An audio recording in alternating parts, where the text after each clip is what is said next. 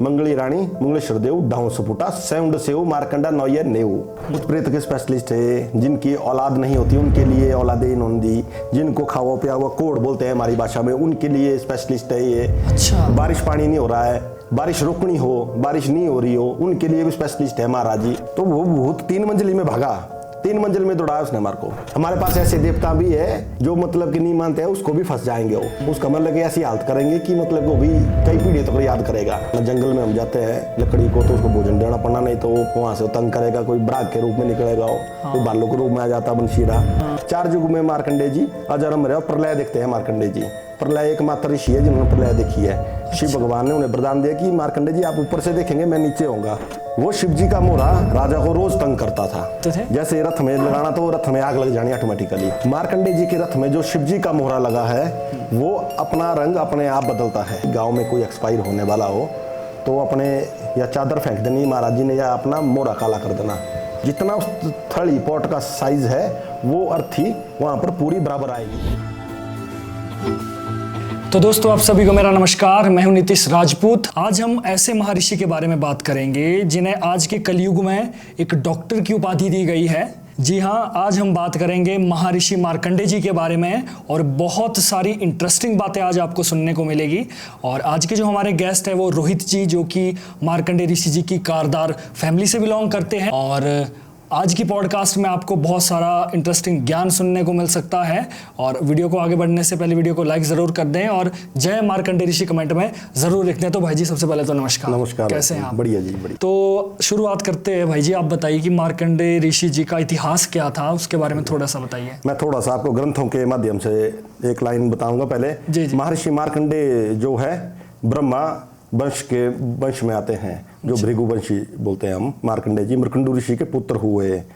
मृकंडू ऋषि जी के पुत्र नहीं थे तो उन्होंने कई साल तक तपस्या की, भोलेनाथ की, शिव भगवान की तपस्या करते रहे। फिर शिव भगवान जी प्रकट हुए और बोला, मृकंडू जी बोलो क्या वरदान चाहिए। बोला महाराज मुझे पुत्र चाहिए।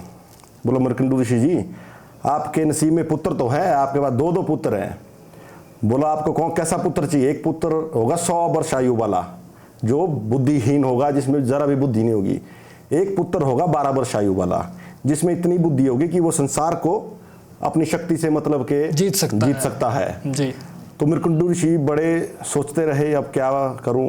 अपनी पत्नी से भी उन्होंने वार्तालाप किया। फिर लास्ट में निर्णय यह निकला कि हमें 12 वर्ष आयु वाला बुद्धिमान पुत्र चाहिए, चाहे बेशक उसकी आयु 12 वर्ष ही हो, कोई बात नहीं। तो पुत्र शिव भगवान का आशीर्वाद से मृकंडू ऋषि के पुत्र हुआ मार्कंडेय जी। मार्कंडेय जी जैसे जैसे बड़े होते गए, मृकंडू ऋषि के आंसू निकलते गए, लोभ प्यार हो गया मार्कंडेय जी से मृकंडू जी को। कितना अच्छा पुत्र, अब इसकी तो 12 वर्ष आयु है, ना बताने को रहा कि पुत्र तेरी 12 वर्ष आयु है। मतलब के पुत्र मोह में पड़ गए मृकंडू जी। पुत्र मोह में जब पड़ गए तो दोबारा से उन्होंने शिव भगवान को याद किया, ब्रह्मा जी को, कि महाराज रास्ता बताओ। तो उन्होंने बोला कि मृकंडू जी को तपस्या में लगाओ, शिव जी की तपस्या में जब उन्होंने मार्कंडेय जी को लाइन लगाई तो कई वर्षों तक मार्कंडेय जी ने तपस्या की जी शिव भगवान की। कई वर्षों के सालों के बाद फिर शिव भगवान खुश हुए, कौन बालक है भाई, इतनी तपस्या में लीन है, ना भूख है ना प्यास है, ना बारिश ना आंधी ना तूफान, ये क्या है। सर्पों से लिपट गए, घास चढ़ गया, मतलब के तो तेजस्वी ऋषि मतलब जिनको बोलते हैं जी जी जी। तो फिर शिव भगवान ने खुश होकर मार्कंडेय जी को प्रदान दिया अजर अमर का। अच्छा, हाँ, चिरंजीवी का वरदान दिया। एक ही महर्षि है मार्कंडेय जी जिन्होंने अपनी देह नहीं त्यागी, बाकी सभी भगवान को अपनी देह त्यागनी पड़ी है। ओके। मार्कंडेय जी एकमात्र ऋषि है, भगवान हो चाहे कोई भी हो, सबने देह त्यागी और दात संस्कार इंसानी शरीर त्यागना पड़ा है वो। मार्कंडेय जी ने इंसानी शरीर नहीं त्यागा। 4 युग में मार्कंडेय जी अजरम रहे। प्रलय देखते हैं मार्कंडेय जी। प्रलय एकमात्र ऋषि है जिन्होंने प्रलय देखी है। शिव भगवान ने उन्हें वरदान दिया कि मार्कंडेय जी आप ऊपर से देखेंगे, मैं नीचे होऊंगा प्रलय में। जो प्रलय होती तो मार्कंडेय जी ऊपर से प्रलय देखते हैं। तो उन्होंने अपना शरीर नहीं त्यागा। तो ये है मार्कंडेय जी की ग्रंथ वाली हिस्ट्री जो है। तो अभी तक मतलब मार्कंडेय ऋषि जी ने जैसे बिना शरीर त्यागे ही वो अभी तक है हमारे। मार्कंडेय जी अभी जीवित अवस्था में है, उन्होंने देह नहीं त्यागी है। जो हमारे भी रथ बना है मार्कंडेय जी का, तो जितने भी है तो इन्होंने अपनी देह नहीं त्यागी है मार्कंडेय जी ने। अच्छा। और भोलेनाथ के साथ भी और उनका क्या रिश्ता था इस तरीके से, और भी कुछ है आपके पास जैसे क्या रिलेशन रहा है भोलेनाथ जी का? एक तो उनको चिरंजीवी का वरदान दे चिरंजीवी का वरदान दिया, दिया। उसके बाद भी और कुछ है इसके बीच में? वो जो रिश्ता है वो कलयुग में देखने को है आज मार्कंडेय ऋषि जी के रथ में। अच्छा, मार्कंडेय जी का मोहरा मार्कंडेय जी रथ में ऊपर लगा है और शिव भगवान का मोहरा नीचे लगा है। अच्छा, जो एक वरदान साथ ना ही है। एक रथ में दो मतलब शक्ति है मार्कंडेय जी का, वो थ्रास में है मार्कंडेय जी के रथ में। जी, जी। ये इनका एक गुरु चेले भी बोल सकते हैं आप, चाहे कुछ भी बोलो मार्कंडेय जी को। अच्छा, शिव भगवान की मतलब के वंशावली में मतलब के आगे है अब मार्कंडेय जी। एक ना हमारे जिला मंडी में शायद माता शिकारी का देवी का मंदिर बहुत ही प्रचलित हाँ जी, है। हाँ जी। पूरे भारत से, भारत के बाहर से भी लोग आते हैं और बड़ा ही भव्य, मतलब ऊपर से जिसको कहते हैं कि छत भी नहीं है, छत भी नहीं है। एक चमत्कारी तरीके से वो मंदिर बना हुआ है।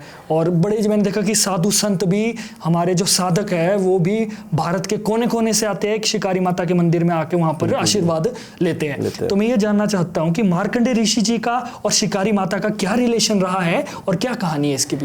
मार्कंडेय जी जब दिल्ली से पलायन किया ऋषि मुनियों ने उत्तराखंड की तरफ, हिमाचल की तरफ, तो आते आते रास्ते में शिकारी नामक जगह जो है वहां पर बैठे। जी जी जी। जो जगह है पहाड़ पर, तो वहां पर मार्कंडेय जी तो तपस्वी थे, वो जहां भी जाते थे तपस्या में लीन हो जाते थे। तो महाराज जी ने वहां दुर्गा सप्तशती का ये किया और वहां दुर्गा जी को प्रचंड करवाया और वहां पर उस देवी का नाम शिकारी माता रखा गया।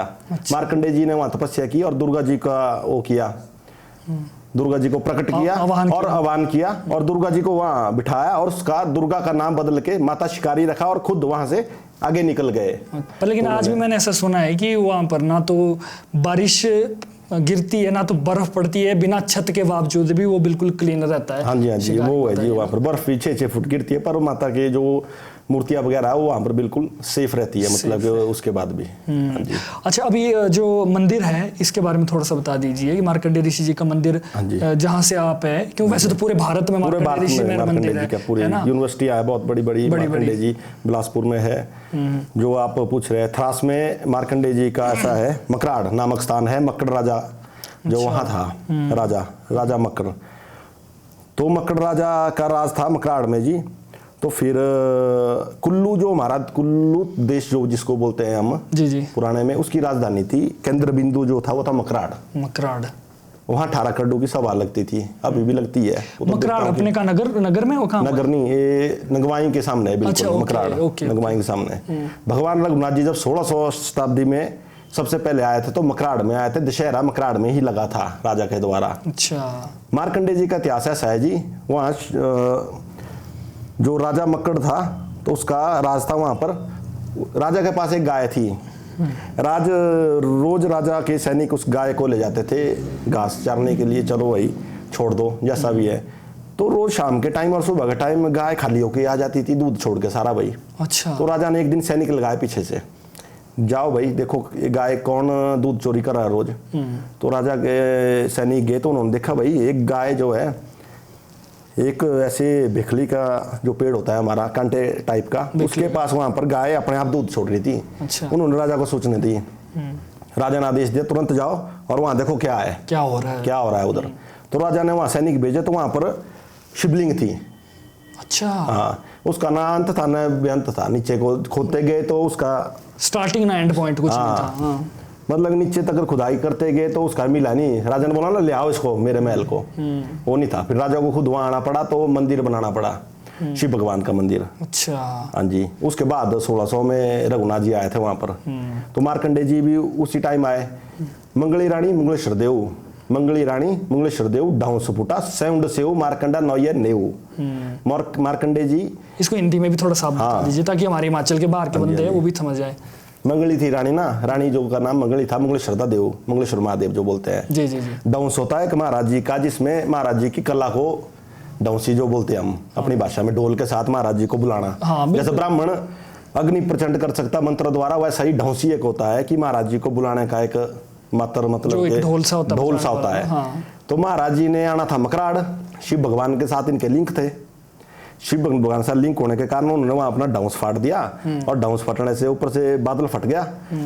मंगली रानी मंगलेश्वर देव डाउंस फूटा सैंड से वो, ये बड़ों की साइड है मंगलेश्वर जो भी है महादेव, तो डाउंस था इनका, वहां से फटा तो और नदी के बाप से सीधा मार्कंडे जी मकराड़ में आ गए। मकराड़ में कई सालों तक मकराड़ में जमीन में रहे, जो इनकी हिस्ट्री है। फिर जेठसाड़ दोपहर पिछले महीने जो हमारे जेठसाड़ बोलते हैं मई जून को, जो भी है, तो उस टाइम धूप लगी, बहुत ज़्यादा धूप थी, तो निंदाई कर रही थी एक बुढ़िया बुजुर्ग खेत में। रावल नामक खानदानी को मार्कंडे जी मिले हैं, तो वहाँ पर उन्हें बहुत प्यास आ रही थी, तो उन्होंने कि महाराज बहुत ये रूढ़ भटकी रही अपनी भाषा में, रूढ़ पड़ी तो प्यास लगी है, नदी ब्यास नदी जो वहाँ खदली थी, बरसात चली थी, तो फिर वो प्यास आ गई, तो महाराज जी को भी दया आ गई होनी, यार देना ही पड़ना पानी, तो बुढ़िया नहीं तो मर जाएगी। तो नींदते नींदते किलनी के साथ खुदाई करते करते वो लग गया मार्कंडे जी के मोरे में, इधर किलनी का अच्छा निशान पड़ा है। तो वहां से मार्कंडे जी ने पानी छोड़ दिया। अच्छा, मार्कंडे जी ने प्रकट होना था, तब टाइम था हुआ। तो फिर उस बुढ़िया ने पानी पिया, उसको फिर आंखें निकली, हाँ भाई क्या है। फिर उसने देखा, खोदा, यहाँ कहाँ से पानी आना भाई।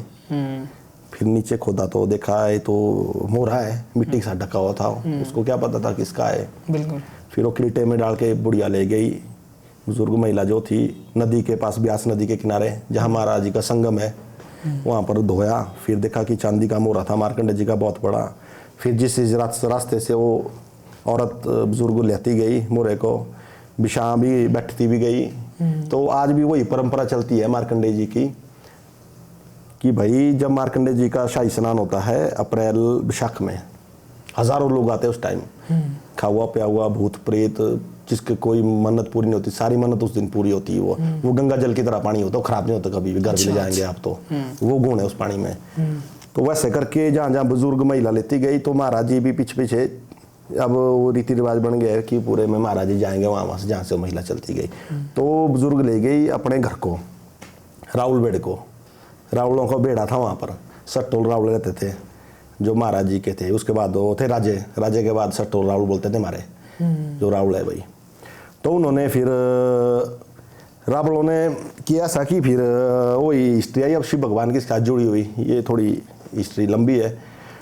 तो रामपुर के राजा के पास करडू में रहा मार्कंडे जी पहले, कई सालों तक, कई वर्षों तक करडू में रहे, पूजा आरती होती गई। रावल नामक उनके पास ये चलता गया इतिहास।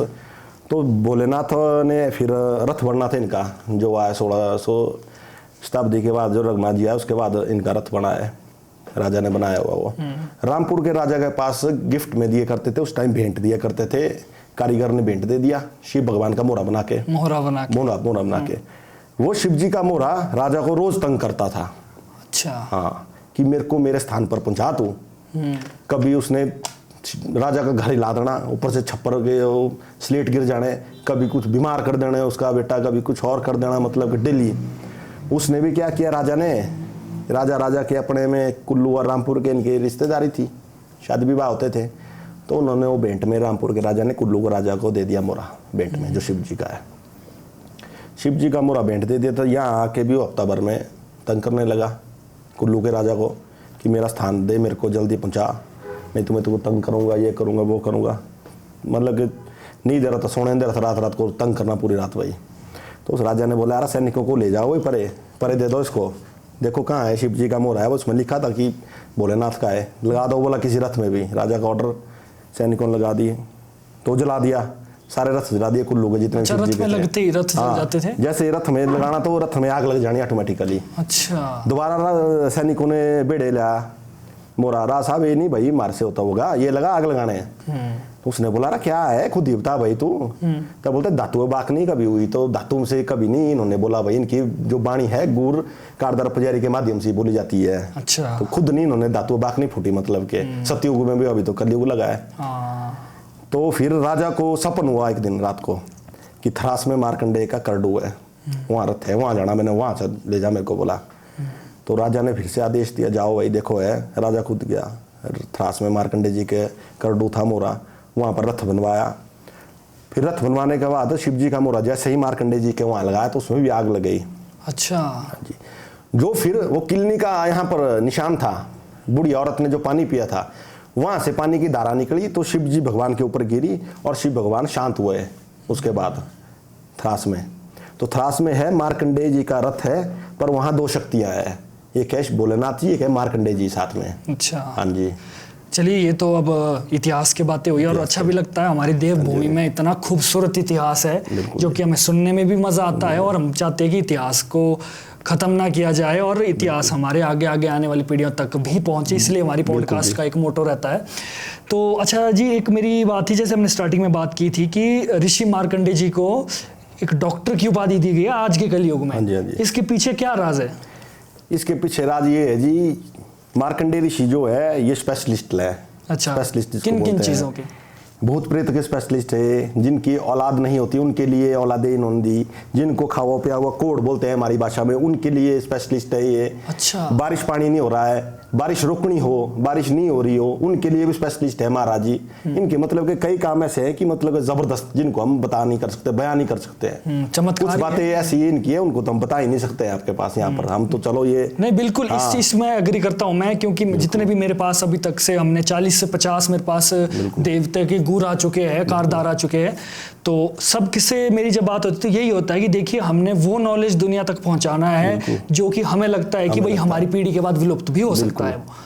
और कुछ एक बातें होती है देवनीति में गुप्त, जो ना कि मुझे समझने की जरूरत है, ना ही ऑडियंस को समझने की जरूरत है, उनका समझने का उनको कोई बेनिफिट ही नहीं है, सीधी सी बात है, जो कि उनका नॉलेज की बात ही नहीं है, वो नॉलेज की बात नहीं है, वो गुप्त रखना एक जरूरी है। बाकी जिस चीज से हमारा देवनीति, हमारी संस्कृति को बढ़ावा मिलता है, वो चीज तो हम आपके पास लाएंगे। अच्छा जी, तो ये अच्छा आपके पास कोई कहानी है जैसे मतलब कभी कोई देव भूत चेट्टू या किसी तरीके का कोई आया हो, ठीक हुआ हो, तो ऐसा कुछ है तो बता दीजिए फिर, मार्कंडेय ऋषि ने जिसका कुछ उद्धार किया हो। उद्धार तो कईयों का किया महाराज जी ने, चलो फिर भी कोई एक हिस्ट्री आपको बता देते हैं। एक हम देवली को गए थे अभी कुछ ही महीनों के पहले की बात है, भूत निकालने। अच्छा, भूत निकालने मतलब किसी को फंसा था कुछ? भूत किसी फैक्ट्री में घुसा था। अच्छा, आटा फैक्ट्री में। आटा फैक्ट्री में? हाँ। क्या करता था? परेशान करता था? हाँ, मोटरें बंद कर देनी, कभी बिजली के स्विच बंद कर देने, कभी मोटरें खराब हो जानी। अच्छा। तो उस भूत को निकालने के लिए महाराज जी ने आदेश दिया कि जाओ छड़ी लेकर, लेटेस्ट बात है। अच्छा, अभी की बात होगी? हाँ, अभी की 2-1 महीने पहले की। तो हम 4-5 चले गए, जो जाते हैं देवती साकार खरीदे। तो वहाँ आगे कार्रवाई स्टार्ट हुई, तो वो भूत 3 मंजिल में भागा, 3 मंजिल में दौड़ाया उसने हमारे को। अच्छा। हाँ, 3 मंजिल में भगाया तो बाहर निकाला उसको खींच खांच के, गुर वगैरह जितने भी थे हम लोग सब ने। तो लास्ट में वो गाड़ी में घुस गया।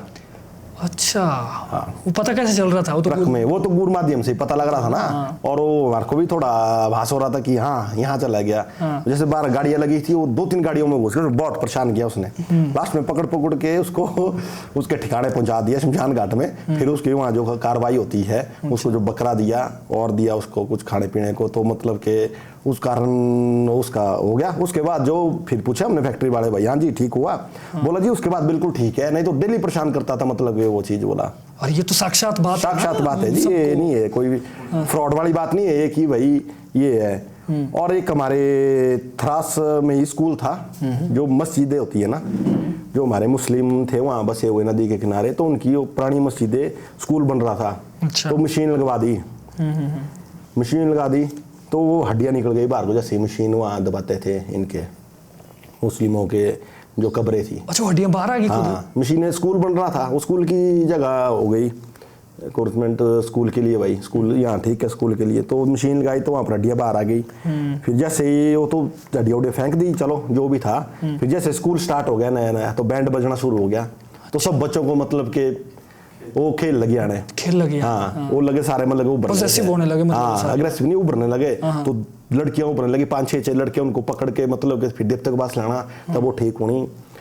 फिर महाराज जी वहाँ गए, फिर महाराज जी ने अपनी फेरी दी वहाँ पर, शुद्धि की, बकरा दिया, जो भी दिया। उस दिन से परे आज तक वहाँ ना कोई उभरा, ना कोई डर होता है, ना कुछ नहीं। तो रोज वहाँ पर 100 लड़कियां लगी उभरने, 100 लड़कियों को पकड़ने के लिए 300 लड़के स्कूल में। मतलब वहाँ माहौल ही मतलब जबरदस्त बड़ा हो गया, खराब बड़ा। तो स्कूल में तो नेचुरली बैंड बज रहा है, तो मतलब वो उनको खेल लगी आने, वो जो चीजें थी वहाँ ना, नदी के किनारे स्कूल है, तो उस चीजों ने महाराज जी के बहुत चमत्कार ऐसे है कि मतलब के कई केस है।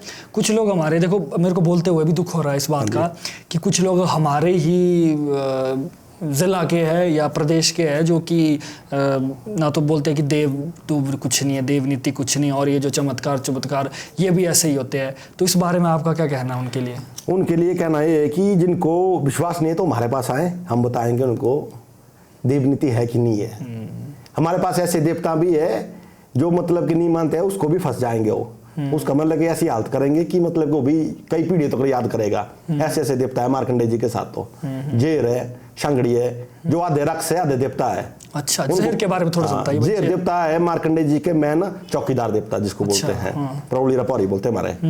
तो वो देवता ऐसा है कि कोई किसी को देवता डालना हो, मैंने आपको देवता डालना है तो मैंने मुर्गा बोतल लेकर जाना है, बकरा लेकर, तो मैंने कील डाल देनी। वो आपकी ऐसी हालत खराब करेगा कि बुरी तरह मतलब के मार भी सकता है, ऐसे देवते हो। अच्छा, मने तो देवता नहीं तो राक्षस मतलब के चक्कर है वो। उनका टाइम टाइम पर हमारे को भी मार्कंडेय जी को भी खाना देना पड़ता है उसका। अच्छा। उसका रखा है बकरा, साल में 6 महीने में, साल में 2 बार देना है उसको बकरा। मतलब जेहर बोलते हैं, जेहर देवता। उसको नहीं दिया तो उल्का पात करता हो गाँव में। फिर वो किरडा लेकर चलता हो, मतलब के किरडा लेकर चलने का मतलब गाय में खूड़ों में मार करेगा, अपने आप ही खा लेगा मतलब के वहां जाके वो। हाँ, पर ये तो सारी साथ में जो गण होते हैं, गण है मार्कंडेय जी के साथ। जेहर है नंबर 1 मैन जो इनका प्रौली का पौरी, शांगड़ी देवता है, बंशीरा है, देवता थान है, जोगुणी के बान है मार्कंडेय जी के साथ। मार्कंडेय जी ऐसी शुद्ध देव है, ऋषि है, जहाँ भी जाते हैं इनके साथ जोगुणी का जगना चलता है जबरदस्त। अच्छा, जगना है मतलब कि हमारा जोगुणिया बोलते हैं ना जी, हमारे जितने भी कुल्लू में जोगणिया है, तो मतलब इनके साथ जबरदस्त जोगणिया है। मैन जगह की जोगणिया मार्कंडेय जी के साथ, जो इन्होंने अपने नाड़े में बांधी हुई है मार्कंडेय जी ने जोगणिया। बाकी देवताओं के साथ है जोगणिया मैन। हमारे देवता ने जोगणिया भी अपने कंट्रोल में रखी है, शिव जी ने, मार्कंडेय जी ने, वो अपने नाड़े में बांधी है उसने जोगणिया। लाहौर से लेकर किन्नौर तक सारी जोगणियां है मार्कंडेय जी के पास। अच्छा, जो बांध चलता है जोगणिया, पूरा कारवा चलता है, पूरा कारवा चलता है मार्कंडेय जी के साथ। बिल्कुल। आपने बात की थी जैसे एक जहर हो गया और शांगड़ी हो गया। शांगड़ी क्या देवता? शांगड़ी भी आधा राक्षस आधा देवता है ये भी। अच्छा, ये भी लोहे का देवता है। ये भी लोहे के देवता है। इसके साथ कुन्नवा है, जैसा मतलब के भूतगण जैसे शिव भगवान के साथ है ना, वो भूतगण है मार्कंडेय जी के साथ। अच्छा। वीर है साथ में रथ में लगा हुआ, जो वीर देवता नहीं है, जो वीर है, तो वो भी मार्कंडेय जी के साथ। वीर के बारे में बता दो थोड़ा सा। वीर देवता ऐसा है कि बृहद वीर टाइप देवता है, जो ब्रह्मा अवतार हुए। अच्छा। भगवान विष्णु जी का। अच्छा, उसका फिर आगे वीर बना, नरसिंह वीर बना। नरसिंह वीर भी है मार्कंडेय जी के साथ। नारसिंह भी है, जिसको बड़ा देवता बोलते हैं। बड़ा देवता जैसे मतलब बोलते हैं कि औरतों को इनका भोजन नहीं खाना चाहिए, भोग नहीं देते औरतों को। बड़ा देवता उसको फंस जाता है। और तो कई मंदिरों में निषेध भी है जाना। तो मार्कंडेय जी के मंदिर में सारे देवी देवता है, जो मैंने आपको नाम लिया। और एक हमने इसके बाद बंशीरा की बात की थी, बंशीरा के बारे में भी थोड़ा। बंशीरा मार्कंडेय जी के खड़ीसेरी नामक स्थान में है, जो मार्कंडेय जी की बाउंड्री पर जंगल का राजा रखा हुआ है। उसको भी भोजन देना पड़ता है, मतलब के साल में कोई जाएगा तो भोजन चढ़ाना पड़ना। जंगल में हम जाते हैं लकड़ी को, तो उसको भोजन देना पड़ना, नहीं तो वहां से तंग करेगा। कोई बाघ के रूप में निकलेगा, कोई भालू के रूप में आ जाता बंशीरा। उसका भी मतलब के मेन स्थान है खड़ीसेरी नामक स्थान में, थरास गांव में ही। बंशीरा भी देवता हुआ। देवता की उपाधि इनको इस तरीके से दी गई, जब ऋषि मुनि दिल्ली से पाप बढ़ा, दिल्ली में थे ऋषि मुनि बोला सारे, ये उत्तराखंड की तरफ आते गए। उत्तराखंड बोलते हैं हमारे हिमाचल पहाड़खंडी को, उत्तराखंड ग्रंथ लैंग्वेज में। तो ऊपर आते गए, यहाँ थे इन लोहे के देवताओं का राज, जो मैंने आपको बोला, खोड़ू, जेर, शांगड़ी, बंशीरा, जितने भी लोहे के देवता, इनका राज था यहाँ पर। इनका तो मतलब जबरदस्त वर्चस्व, जो मतलब कि इन्होंने करना वही होगा यहाँ पर। इन्होंने मेरे को खाना होगा तो मेरे को भी खा लेंगे, इनका मतलब जबरदस्त था। तो ऋषि मुनि आए, जैसे ही मार्कंडेय जी आए शिकारी होके, जो शिकारी माता की स्त्री था, वहां होके आते गए, थरास आए। तो फिर इन्होंने वहां जाके युद्ध किया इनके साथ। ये मारे ऋषि मुनियों ने, युद्ध में रहा इनको। फिर इनके साथ कस्में हुई कि तुम मेरे यहाँ पर एरिया में उल्कापात नहीं करेंगे, जो मैं तुम्हारे को दूंगा तुम्हारे को खाना पड़ना, पीना पड़ना। तब मार्कंडेय जी इनको साल में 6 महीने में 1 बार 2 बार इनका खाना पीना देते रहते हैं। हाँ जी, मतलब अर्ध देव अर्ध राक्षस। हाँ जी, आधे देवते आधे राक्षस। जब ये देवों के साथ जुड़े तो देवता ने इन्होंने कहा कि हमारे साथ। हाँ, महाराज मार्कंडेय जी, हम आपके चौकीदार बन के रहेंगे, पर हमें मारो मत भाई। ऋषि मुनि थे मार्कंडेय जी। ये सभी देवताओं की बात है। कुल्लू में इन्होंने, यहाँ के स्थायी जो देवता है वो है लोहे के देवता असली। ओके। ऋषि मुनि आए सारे बाहर से, जो अपने जप तप से आए। महाभारत हुए, वो कुछ देवता महाभारत से आए। कुछ द्वापर उसमें आए तो त्रेता में आए, अब कलयुग में इस तरह को देवता की श्रेणी है, देवताओं की भी, ऋषि मुनियों की भी। बिल्कुल। मार्कंडे जी ऐसे है, ये महर्षियों के ऋषि है मार्कंडे जी, मुनियों के मुनि मार्कंडे जी महाराज। तो इन्होंने 4 युग देखे हैं, सतयुग, द्वापर, त्रेता, कलयुग। महाप्रलय होगी 1000 वर्ष अभी पूरा, उसके बाद महाप्रलय होगी, दोबारा से मार्कंडे जी सतयुग में आएंगे। ये 4 युग में चले हैं मार्कंडे चले जी। ही है ना। एक बात जैसे आपने कही ना कि महर्षि जी को एक शुद्ध देवता भी कहा जाता है, लेकिन साथ ही में आपने दूसरी बात भी बोली कि मुर्गे की बलि, बकरे की बलि भी चढ़ती है, तो इसका क्या रिलेशन है? क्या वो महर्षि जी को चढ़ती है? नहीं जी, जो मैंने आपको बात कही, आपने बोला शुद्ध ऋषि, मार्कंडेय जी जो है वो एक शुद्ध ऋषि है। जो बलियां लगती है वो लोहे के देवते, जो इनके चौकीदार देवते हैं, बाउंड्री में इन्होंने रखे हुए। अच्छा। वो इनको बलिया मार्कंडेय जी के बाद जो बकरा लेकर आता तो बकरा इनको चढ़ाया जाता है। जैसे मैंने कहा जहर देवता है, शांगड़ी है, कोई बंशीरा है, कोई और देवते हैं, साथ में सहायक देवता जिनको हम एक सरल भाषा में कह सकते हैं, राजा साजा सैनिक होते हैं। तो महर्षि जी के साथ ये जो देवता मैंने गिना ये सैनिक देवता हैं, तो इनको ये बलियां देनी पड़ती है टाइम पर, टाइम टू टाइम कि जो सेना है सेना के खुश रखने के लिए। महाराज जी तो खुद ऋषि मुनि है, ये तो भोजन भी नहीं करते हैं, ये तो कई सालों तपस्या में लग गए, तो कई 1000 वर्ष साल बीत जाते तब भी नहीं उठते हैं। तपस्या तो ये ऐसी खतरनाक तपस्या है मार्कंडेय जी की। इस चीज को हम ऐसे रिलेट कर सकते हैं कि जैसे एक राजा जब कहीं चलता है तो उसके साथ जो सेनाएं चलती है उनको खुश रहने के लिए, उनको ताकि काम तो सेना करेगी। आदेश महाराज जी देंगे, काम सेना करेगी। सेना का खान पीन देखने के लिए उनको सब कुछ दिया जाता है, दवा दारू, जो हम सरल भाषा में बोल सकते हैं। बिल्कुल। इसीलिए ये सारी चीजें तामझाम किया जाता है। एक चीज और जो आपने कहा था कि हमारे मंदिर में शिव जी का जो मोहरा है उसका कभी कभी जो है रंग भी बदल जाता है, तो उसके पीछे क्या राज है? मार्कंडेय जी के रथ में जो शिव जी का मोहरा लगा है वो अपना रंग अपने आप बदलता है। जैसे कोई खुशी का टाइम होगा तो वो खुशी के टाइम में अपना चमकता हुआ चेहरा मतलब के बनाएगा, मतलब के अपना, जैसे हम खुश होते हैं, कोई हमारे फंक्शन हो रहा है घर में, खुश रहेंगे हम, कोई एक्सपायर हो गए घर में तो वो बिल्कुल नाराज रहेगा मतलब के। तो वैसा ही महाराज जी का है, शिव जी भगवान जी का जो मोहरा थरास में है वो अपने आप रंग चेंज करता है। अगर कोई गाँव में अनहोनी होनी हो, कोई नुकसान होना हो, तो वो मोहरा अपने आप काला हो जाएगा, काला होता रहेगा। अगर खुशी का समय होगा तो वो चमकता हो रहेगा कि ऐसा उसको जितना मर्जी पुजारी साफ करेगा तब भी नहीं चमकेगा वो। अच्छा, वो अपने आप ही मतलब के रंग भी अपने आप बदलता है, और जब उसने काले होना तो अपने आप ही करता है। ये एक और आदेश की भी आपने बात की थी कि जैसे कभी कोई चुनरी गिर जाती है तो वो एक कहानी थी, उसको बता दीजिए एक बार। अच्छा जी, मार्कंडेय जी के रथ में जो है वो शिव जी का लिंक ज्यादा है। तो महाराज जी एक बारी दलसनी गांव से अपने घर की तरफ आ रहे थे थरास में, तो बाउंड्री के ऊपर लगते हुए महाराज जी की 11-12 चादरें गिर गई। अच्छा, 11-12 चाहे 16 जितनी भी चादरें गिर गई थी, तो गिन ली कारदार ने, तो गिन के दोबारा वो चादरें भाई ले आई घर को साथ में। तो महाराज जी का एक ऐसा ये जिसको चमत्कार बोल सकते हैं आप, महाराज जी पहले ही बता देते हैं कि गांव में कोई एक्सपायर होने वाला हो तो अपने या चादर फेंक देनी महाराज जी ने, या अपना मोहरा काला कर देना। अच्छा, तो उस टाइम संकेत, उस टाइम 12 या 16 चादरें गिरी थी, मेरे को एग्जैक्ट याद नहीं है, ये पिताजी के टाइम की बात है। अच्छा, तो फिर गिन के जितनी चादरें गिरी थी उतने ही आदमी थरास गांव में एक्सपायर हुए थे। इसका मतलब ये नहीं है कि ऋषि जी ने वो उनको मारा, उनको नहीं मारा, वो सिर्फ संकेत देते हैं। महाराज जी ने संकेत दिया था कि नुकसान होने वाला है, करो। इस संकेत के लिए हमारे बोलते हैं दलसनी गांव में सबने बकरे काटे अपने घरों की छतों के ऊपर। अच्छा, उन्होंने तो अपना रक्षा कर ली, माता श्यामा काली है वहां दलसनी की, उन्होंने तो अपनी कर ली, पर मार्कंडेय की हारी वाले जो थे वो रहे घर में सोए वो सारे। अच्छा, हाँ, तो जैसे ही मतलब कि लग गया कि एक मर गया, स्टार्टिंग हो गई मरने की, जैसे कपड़े सूखने तो दूसरा, तीसरा, चौथा, पांचवा, छठा, सातवां, वो भी कोई भी मतलब हाँ गांव में पूछा नहीं। महाराज जी ने संकेत दे दिया था कि भाई पूछो मेरे को घर आके। महाराज जी भी बैठ गए अपने स्थान में, तो तपस्वी है तो बैठ गए, लीन हो गए तपस्या में, फिर नहीं उठते हैं, फिर लगे रहो आप जो मर्जी करो। तो दलसनी वालों ने अपना कर दिया पर इलाज, ये भी एक डॉक्टरी फार्मूला है ना, भी बिल्कुल जिसको देखा जाए औपचारिकता।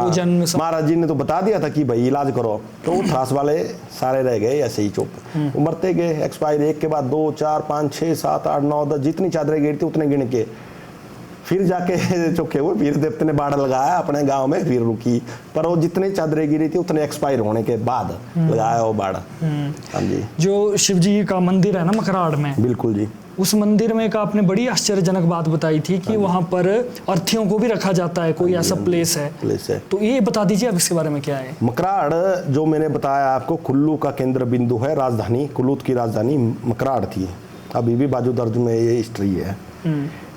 वहाँ पर जगती पॉट से जब राजा के टाइम में रिंगड़ बोलते हमारी भाषा, माऊ मधुमक्खी इसका बड़ा जो होता है वो रिंगड़ होता है, वहाँ है रिंगड़। उन्होंने वो थड़ी उठा के लाई थी, वो बड़ा स्लेट है, स्लेट बोल सकते हैं हम उसको अपनी सरल भाषा में। तो उन्होंने वो ले आई थी वहाँ पर। तो जो भी 10 फुट का आदमी हो या 6 फुट का हो या 4 फुट का हो, जितना उस थड़ी पॉट का साइज है वो अर्थी वहाँ पर पूरी बराबर आएगी। और वहाँ से एक मान्यता ऐसी है कि वहाँ से स्वर्ग की पौड़ी जो उस थड़ी पर लेट गया जाती बारी, उसके बाद द्वार है शमशान घाट का। जैसे हमारे भूतनाथ जी के पास रेस्ट करते हैं ना, जो बोलते हैं भाई एक बार विश्राम देना, तो वो है वहाँ पर। उस बाउंड्री में अदर पर्सन अलाउड, देवता कोई भी अलाउड नहीं है मार्कंडे जी के सिवाय। वहाँ पर मार्कंडे जी के भाई भी जाएंगे, श्राद्ध से आएंगे तो मार्कंडे जी के साथ ही जाएंगे।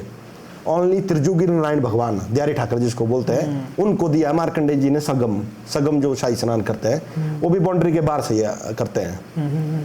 उस बाउंड्री में किसी भी देवता को अलाउ नहीं है अंदर जाना, मतलब जो मंदिर है वहाँ सिर पे ही जाएंगे थरास वाले मार्कंडे या उनके साथ जो भाई है, और एक माता हटेश्वरी उनकी बहन जो है, उस साथ हो गए तभी जाएंगे, अकेले वो भी नहीं जाएंगे। तो रोहित जी, जैसे कि दशहरा भी आने वाला है, बिल्कुल जी, और मैं ये जानना चाहता हूँ कि ये हमारे मार्कंडे ऋषि जी है, इनका रघुनाथ जी से क्या लिंक है और दशहरे में क्या महत्व है इनका? हाँ जी, मार्कंडे जी का लिंक कैसा है रघुनाथ जी के साथ, वो मैंने पहले ही बता दिया आपने। जो सबसे पहले रघुनाथ भगवान जी आए थे वो थरास नामक स्थान मकराड़ में ही आए थे, तो दशहरा वहीं लगा था। फिर जैसे ही आगे दशहरा राजा जगत सिंह ने स्टार्ट किया, तो दशहरा स्टार्ट करने के लिए राजाओं ने कर देना पड़ता था, भाई टैक्स। देवता अब आएंगे तो टैक्स, तो पैसा तो देना पड़ना। तो राजा ने जमीनें दी महाराज जी को, जमीनें दे दी सब देवताओं को, जो बड़े बड़े यहाँ ऋषि मुनि थे जितने भी थे। तो इनको कहा गया माफीदार देवता, माफीदार देवता जिनको जमीनें दी गई राजा में। अच्छा, वो शर्त रखी थी कि मेरे हम राजा जमीन दे रहा है देवताओं को, तुम्हारे को दशहरे में आना पड़ना। वो दिया राजा ने टैक्स, जैसा आजकल नजराना मिलता है दशहरे में। अच्छा, हाँ बिल्कुल बिल्कुल। नजराना नहीं भी देंगे तब भी आना पड़ना राजा की उससे डिमांड से, जो देवताओं के पास जमीनें हैं राजाओं की दी हुई। तो ये इसमें लिंक है, महाराज जी आएंगे, थरास से आते हैं, सीधे अपने स्थान में बैठते हैं। एकमात्र ऋषि ऐसा है जो बेड़े नहीं जाता है। अच्छा, हाँ, ये मेन इसका दशहरे का पॉइंट है। सारे देवता जाएंगे बेड़े में हाजिरी देने, महाराज जी नहीं जाते। क्यों नहीं जाते? मार्कंडे जी नहीं जाते। हाँ, मार्कंडे जी जाते हैं, जो इनके बाकी छोटे भाई है मार्कंडे जी के साथ थरास में शिव जी का जो मैंने हिस्ट्री बताई थी राजा वाली, वो हिस्ट्री है। उस टाइम राजाओं के साथ कुछ बोली ठोकर हो गई है। अच्छा, उस मोरे के साथ कि तू मेरे को रोज तंग कर रहा है, यहाँ आज के बाद मेरे बेड़े मत आई। तो महाराज जी उस दिन के बाद जब रथ बनाया राजा ने थरास, उस दिन के बाद कभी भी बेड़े नहीं गए, बल्कि पीछे राजा साहब हमारे को बोल रहे थे कि तुम थरास वाले बड़े हैं, तुम आते नहीं है दशहरे को। राजा साहब हमने बोला हम नहीं, ये खुद नहीं आ रहे हैं महाराज जी, इनको खुद ही पूछो। तो राजा साहब ने खुद पूछा, भाई इसने बोला मैंने नहीं आना, मेरे कुछ हिसाब किताब है तुम्हारे साथ भाई। चलो, तो ये जानते क्या हिसाब किताब है ना। तो ये बैठेंगे 7 दिन अपने स्थान पर, स्टेट बैंक पुराने के साथ इनका स्थान है, और लास्ट दिन चक्री को जाएंगे सिर्फ रघुनाथ जी के ढालपुर मैदान में हाजिरी देने, रघुनाथ जी के सामने मिलने। और बाकी जो इनके छोटे भाई आते हैं, यहाँ मंगलौर से आते हैं, पेड़चा से आते हैं, बाड़ाघाट से आते हैं, वो इनके स्थायी निवास पर 7 दिन में जो शिविर लगता है वहाँ पर मिलन करने आएंगे, और देवता भी आएंगे इनके पास मिलन करने। तो वहाँ पर सारी व्यवस्था होती है जी। हाँ जी, ये बात है दशहरे को लेकर ना। तो मुझे लगता है कि ऑडियंस को मज़ा भी आ रहा होगा और ज्ञान भी मिल रहा होगा, क्योंकि ये हमारी पौराणिक कथाएं हैं, और जो कि दंत कथाएं बोल सकते हैं, जो कि माउथ टू माउथ की उस जमाने में अगर कैमरे होते तब तो रिकॉर्ड हो जाना था, लेकिन उस जमाने में कैमरे की फैसिलिटी नहीं थी। तो जो माउथ टू माउथ बात गई है, और इसके तो साक्षी प्रमाण भी है, प्रमाण कोई है, इसको ऐसा नहीं बोल सकता कि भाई ये तो सुनी सुनाई बातें। तो हमारी देव नीति बहुत गूढ़ रहस्यों से भरी हुई है और आपको सुनने में अच्छा लगता है, मजा आता है, तो आप वीडियो को यार लाइक जरूर कर दिया करें। हमारी भी मेहनत होती है, हमारा भी एक सहयोग है देव नीति को आगे बढ़ाने का। आप भी उसमें थोड़ा सा सहयोग दें, इस वीडियो को लाइक भी करें और जो हमारा जो चैनल है उसको सब्सक्राइब भी करें। कुछ नहीं होगा, ना तो आपके पैसे कटेंगे ना तो हमें पैसे आएंगे। क्या होता है कि एक हौसला बढ़ेगा हमारा भी कि चलो हम देव नीति के लिए, इतिहास के लिए, हमारे संस्कृति के लिए कुछ कर रहे हैं, तो आप लोगों का भी सहयोग साथ में रहता है। तो चलिए, मुझे लगता है रोहित जी आज का पॉडकास्ट काफ़ी है आज के लिए। और एक बार फिर से मैं भी मार्कंडेय ऋषि जी को नमन करता हूं जिन्होंने आज हमें मौका दिया उनके बारे में, क्योंकि मैं ये मानता हूं हम कुछ नहीं है, हम तो सिर्फ एक एक्टर किरदार है। जो पूरी फिल्म चली हुई है ये ऊपर से चली हुई है, ऊपर से चली है जी, बिल्कुल। ऋषि जी का आदेश था कि आज ये होना है तो ये होना ही था। उनका आदेश नहीं होता तो हम कर लें कुछ भी, लाइट भी नहीं थी आज, तो कुछ नहीं होता। तो चलिए, आप आखिर में आप क्या संदेश देना चाहते हैं हमारे ऑडियंस के लिए, कुछ बोलना चाहते हैं आखिर में तो प्लीज। मैं यही कहना चाहूँगा कि जो हम इस देव नीति के बारे में आप बढ़ावा देना चाहते हैं आगे, ये बहुत अच्छी बात है। और सभी लोग इस चैनल को लाइक करें, सब्सक्राइब करें और मतलब कि बढ़ावा दें, इनका भी हौसला बढ़ेगा। और अपनी देव नीति में आगे आने वाली पीढ़ी को भी हम यही संदेश देना चाहते हैं कि देव नीति से जुड़ो। बाकी फालतू चीजें तो बहुत है, मोबाइल है, कुछ देव संस्कृति के बारे में भी कुछ बिल्कुल एट द एंड वही काम आएगी। बिल्कुल जी। तो थैंक यू सो मच ठीक है सर, थैंक यू आने के लिए, और आपके जितने भी टीममेट्स हैं सभी का धन्यवाद मैं करता हूं।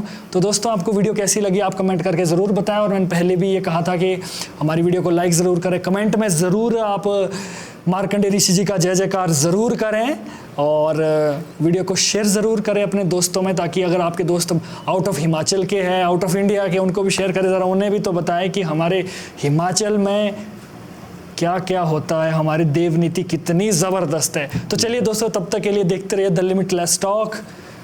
जय भोलेनाथ, जय मार्कंडेय ऋषि। तो गाइस, मार्केट में आपने बहुत सारी ऐसी चीजें देखी होगी, जैसे कोई माला, ब्रेसलेट या किसी भी तरीके का सुरक्षा कवच जो ये कहेंगे कि आपको ये काले जादू से, बुरी नजर से या तंत्र विद्या से बचाएगा वगैरह वगैरह। लेकिन किसी चीज को बिना प्राण प्रतिष्ठित किए, बिना एनर्जाइज किए, वो मात्र एक शो पीस है और एक फैशन तक ही वो सीमित है। इसलिए हम आपके लिए लेकर आए हैं 100% ओरिजिनल रुद्राक्ष के प्रोडक्ट्स, जो कि हमने खुद महादेव के मंदिर में, शिवलिंग में प्रतिष्ठित किए हैं और उनको एनर्जाइज किया गया है, जो कि आपको किसी भी तरीके की बुरी नजर, काला जादू या तंत्र विद्या से आपकी रक्षा करेगा और आपके अंदर बहुत सारी पॉजिटिविटी लाएगा। तो गाइस, इसमें बहुत सारे हमारे प्रोडक्ट्स हैं, जैसे तरह तरह की मालाएं हैं जो कि आप जाप भी कर सकते हो और उनको पहन भी सकते हो। इसके अलावा नज़र सुरक्षा के लिए ये प्रोडक्ट्स है जो कि आपको बुरी नज़र से बचाएंगे, और इसके साथ ही ब्रेसलेट्स है। तो गाइस, अगर आप लेना चाहते हो हमारे प्रोडक्ट तो हमारे वीडियो के डिस्क्रिप्शन में जाइए, वहां पर हमारी इंस्टाग्राम आईडी होगी, वहां पर आप प्रोडक्ट चूज कर लीजिए और अच्छा लगे तो जरूर लीजिए। तो तब तक के लिए देखते रहिए द लिमिटलेस टॉक। जय भोलेनाथ।